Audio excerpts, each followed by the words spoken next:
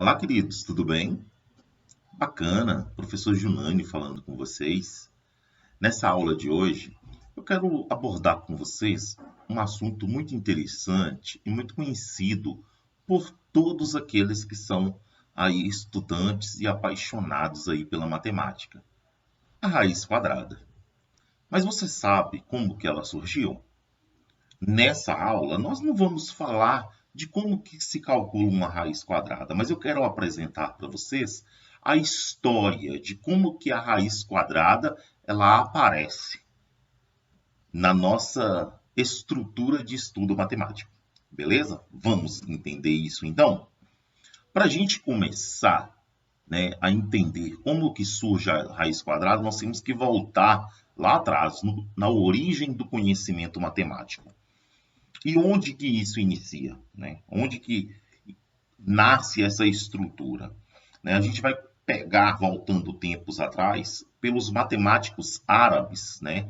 Eles imaginavam que um número, por exemplo, o número 25, ele vinha aí de uma raiz, né? Mas o termo raiz quadrada não existia. Por isso que eu deixei ali em destaque para vocês. Então, a raiz de 25. Então, o que, que eles analisaram? Né? Que o lado de um quadrado, ele representa, por exemplo, pegando aí uma área de 25 metros, por exemplo, 25 metros quadrados, ou uma estrutura que seja igual a 25, esse lado, né, ele representa 5. Por exemplo, se eu quisesse saber, eu tenho uma área ali de 16 metros quadrados, significa que o lado representaria, né, 4 metros. Ou 16 centímetros quadrados, 4 centímetros. Então, por quê? O lado vezes lado, né, é lado quadrado, né? O x vezes x é o quê? X ao quadrado. E o produto da raiz quadrada é justamente a representação de um desses lados, lados iguais. Portanto, isso aí nasce, essa estrutura de entendimento nasce ainda na Idade Média. Mas o termo raiz quadrada não tinha ainda, não existia ainda. Havia essa questão da observação. Então, por exemplo, como eu disse para vocês, né, uma raiz quadrada que significa lado do lado quadrado, né, uma raiz quadrada igual a 16 significa que o lado é igual a 4, correto? A raiz quadrada também, ela foi observada ali na Babilônia. Nós estamos falando de um período muito antes de Cristo. Então, naquela época, os babilônios, né, eles desenvolvendo ali as suas arquiteturas, né, as suas construções, eles começaram a observar, né, que lados iguais representavam aí um produto de uma raiz. Olha que interessante, isso lá muito antes de Cristo, né? Lá na Babilônia.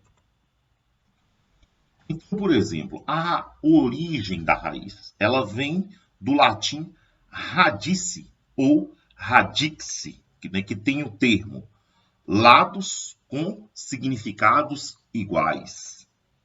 Então, naquela época, por exemplo, essa simbologia que nós conhecemos hoje da raiz quadrada, ela não existia. Era representado pela letra R minúscula, para dizer raiz. Então, olha que interessante. Essa simbologia, né, até na Idade Média, até o final da Idade Média, ela não era colocada ainda. Então, os matemáticos, nós alunos, nós estudantes, nós representávamos isso pela letra R minúscula, para dizer raiz, ok? Quando é que essa simbologia que nós conhecemos hoje como raiz, ela surge? Ela surge pelo escritor Christoph Rudolph. Esse escritor, né, no seu livro Die Inkos, em 1925, ele trouxe a primeira impressão dessa simbologia, que é conhecida hoje no mundo inteiro, né, de modo universal. Né, todos os estudantes que estudam em matemática conhecem essa simbologia. E é justamente essa que está sendo apresentada aí a vocês, né? Então nós temos ali o radicando, o índice da raiz, o radical e é o resultado, né? A raiz de 4 é 2, né? Mas o foco nosso aqui não é falar, né, como calcular uma raiz. Eu tenho vídeos nesse canal que explica como que a gente extrai uma raiz quadrada, uma raiz cúbica, ok? Uma raiz de índice 4, uma raiz de índice 6, ok? Bom, e a raiz quadrada, então, ela tem N aplicações, né?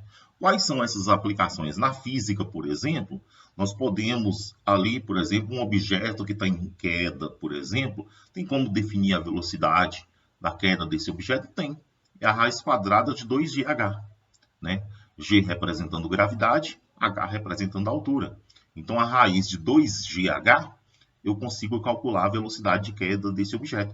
Olha que interessante, né? Olha que interessante a aplicação da raiz quadrada aí para calcular a velocidade. Mas é só na matemática? Não. Nós também temos aí na engenharia, né? Calcular um raio, por exemplo, de um cilindro ou de um eixo, né? Então, isso pode ser feito como, né? É aí a raiz quarta, né? Esse J aí é o momento da inércia polar, né? De J vezes 2 dividido por π. Então, eu consigo determinar o raio, por exemplo, de um eixo, né? No seu momento de inércia polar. Ok? Bacana? Gostaram? Gostou? Então eu peço vocês que curtam esse vídeo, né?